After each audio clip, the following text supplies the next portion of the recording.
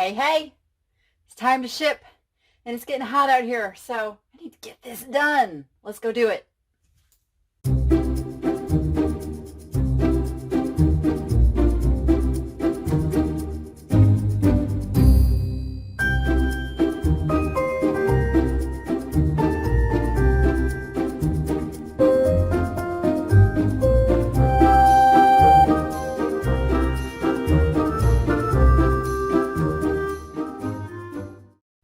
All right, today I have just these raw slabs of turquoise. Now this, I don't know, this transaction's turning out to be interesting. I won't say it's a pain in the butt just yet, but this buyer has messaged me back and forth about, is it turquoise, is it malachite? I did do my research and it did not look like malachite to me, but it very well could be. So I asked him if he wanted to cancel the transaction because I could not say 100% for sure if it was malachite or turquoise, and he says nope, still want it. So we're gonna ship it. We'll see. And even acknowledged in messages, knows that I am not an expert. Good, because I'm not. So we're going to see what happens with that. I'm going to wrap them in this little foam. And if you know, I mean, they're raw, so maybe if it was polished, it would tell me, you know, a little bit more, but it's very possible. I mean, the coloring, I was leaning towards malachite, but I just don't know.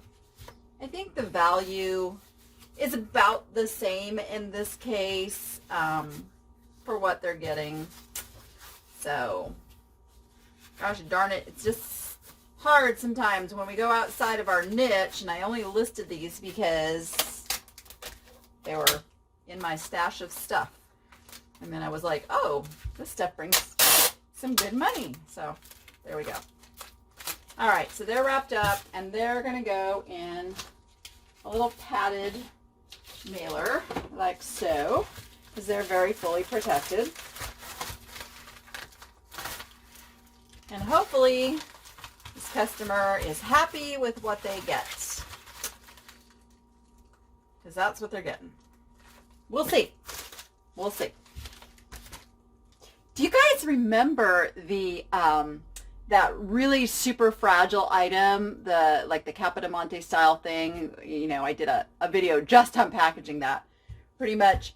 And I was really upset when I saw the feedback. She gave me a positive, but said the edges were broken. I reached out to her and just said, oh my, it arrived broken. And she says, no, no, no, yours arrived perfect. She said, did I do something wrong?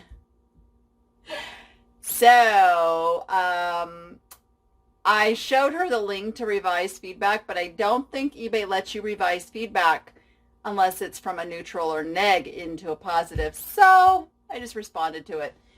So that was kind of a bummer, but good to know that it did make it without breaking. Okay, this is a super easy ship. This is a set of vintage sheets. I sold these on Poshmark. Poshmark! And because it was a Poshmark sale, I'm going to do the tissue paper. Because that is what Poshmark buyers expect. Except they're going to get it with a little bit of eBay tape. Oh well. 'Tis what it is. They're going to get their item all fluffy and nice and clean. Yeah, again, I've had these sheets forever. I ended up, where's my little, I had my little notes here about how much I paid for everything. I mean, how much I got for everything. I got $21. $21 for the sheets. And of course, Poshmark takes their 20% cut. All right. Stuff them in there. fold it over so it doesn't slosh around in there too much. Bada bing, bada boom. Haven't done one of these in a while. Remember, I like to batten down the edges so that nothing catches on the processing machinery. I'm still waiting for the day one of my Poshmark or Etsy customers gets a package and goes, "Hey, thought I ordered this off of you on Poshmark or Etsy." Nah, they don't care. They just get their packages. Okay, we got the sheets are in there. Boom. And I don't have to worry about the weight so much on these because Poshmark labels go priority and they go up to 5 pounds. So, boom. That was an easy one. All right. Oh, I'm like, where did I set that? Okay. See what happens when I break from my routine. I'm going to go with the glass vase. Now, this is just a really pretty etched vase I picked up at a thrift store for a couple of bucks, and it sold for $25. Pretty sells. Pretty sells.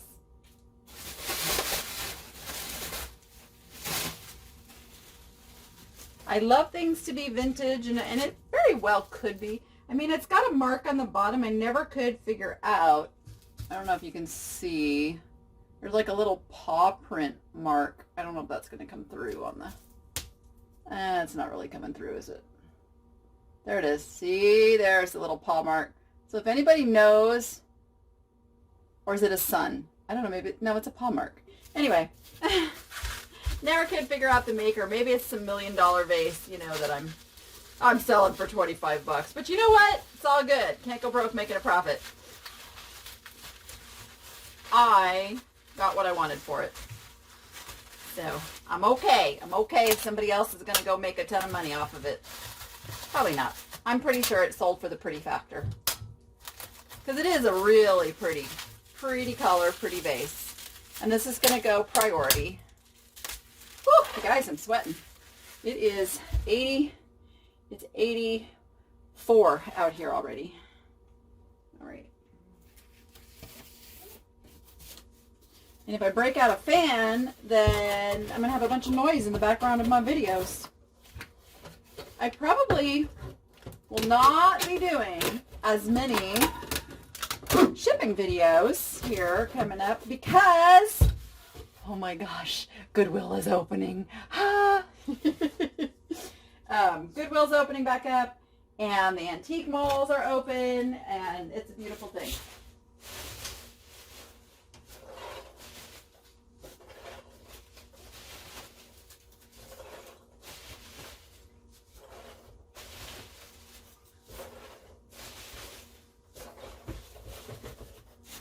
So I will get to make sourcing videos again. Yeah. So watch for those coming soon. Okay, I put my packing peanuts in there. I put him, and I kind of twist and put him down and squish him down in there so he's right in the center of this box. And then I'm going to load more packing peanuts.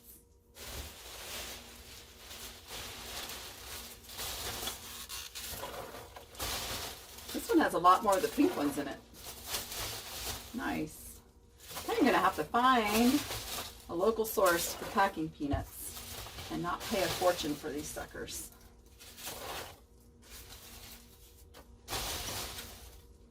All right. Remember, I squish them down, pack them down, and that comes down, like, after I do that, that comes down a good inch and a half that I need to add more peanuts to fill. And that's why you do that, because peanuts shift and peanuts squish. So I do the shifting and the squishing as much as I can before it leaves here. That's one of the tricks to getting those breakables where they need to go. Packing peanuts everywhere. I've been asked, why don't I use paper? I don't use paper on the breakables because a couple of reasons. Paper actually weighs more, So it could set you into the next increment of postage. Although you're okay as long as you stay under the next pound increment. So like in this case, it would have been okay. It would have been okay.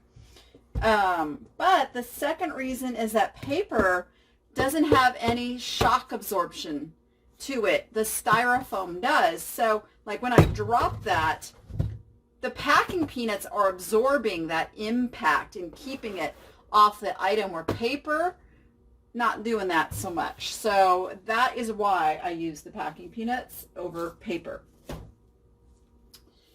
Okay, this thing.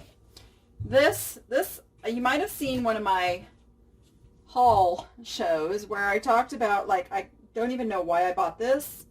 But it ended up okay because I just sold it for $75. I paid $50 for it, which when I saw it in the picture, I thought it was a real cowhide, and real cowhides sell for really good money. So I did pay that $50 thinking I was going to get $200 or $300 for it. And so I lucked out. I'm getting my money back. It's going to San Diego, California.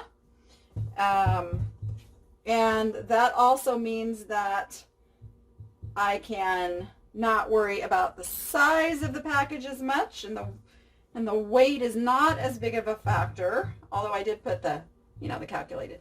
So I'm just sitting here figuring out, do I want to wrap this thing up? I think I'm going to put it in a poly bag, and then I'm going to put it in a box, just because $75, we don't want it to get wet.